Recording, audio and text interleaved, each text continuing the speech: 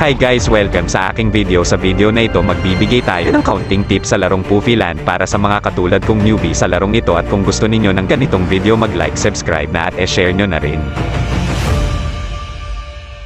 Simulan natin sa pagbili ng egg at tingnan natin ang swerte ko.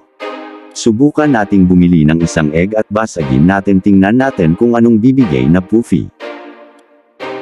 Tap tap tap lang natin hanggang mabasag ang itlog.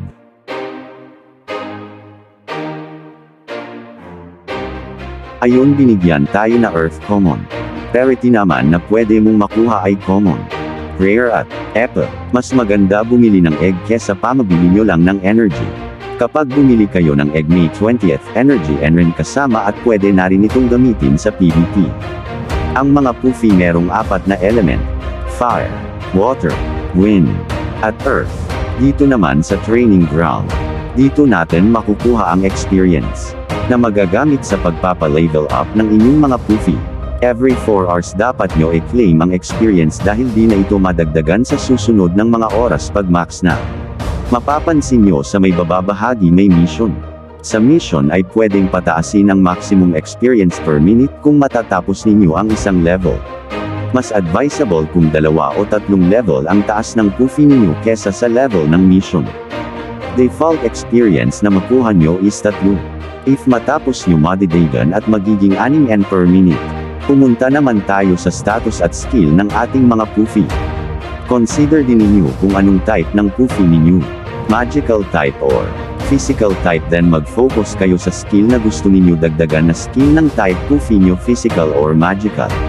Mas okay kung lalagayan ninyo stat nyo ng kahit 1 o 2 point ang vitality, para tumaas ang health at def ng Poofy, dahil kapag level 6 na Poofy may ultimate na lahat AOE, kahit nasa likod pa yung Poofy nyo tatamaan talaga yan kahit magtago pa.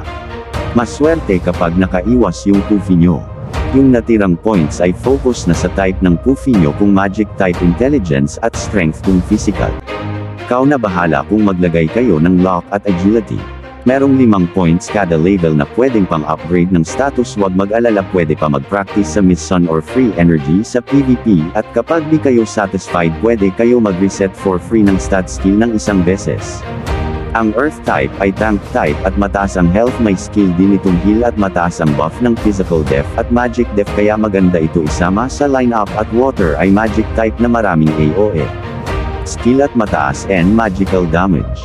At ang Fire naman ay magandang physical type na skill at may burn effect ang skill nito.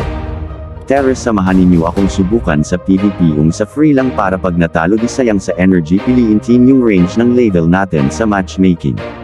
Kapag tank nakaharap nyo tulad nito at mababa pa attack nyo ang mga physical type nyo, wag na muna mag-skill, normal attack lang muna dahil sayang sa mana kung ang level ninyo ay level 5 or below. Sigurado mag-heal yang dilaw na dambuhala na yan. Antayin nyo ang eclipse at madagdagan ang damage ninyo, kalmahan ninyo ang mga tutoy nyo. Ayon, mukhang mananalo na tayo, bumabagsak na sila isa-isa. Bago ko makalimutan, nag-subscribe na ba kayo? Like ninyo na rin. Maraming salamat.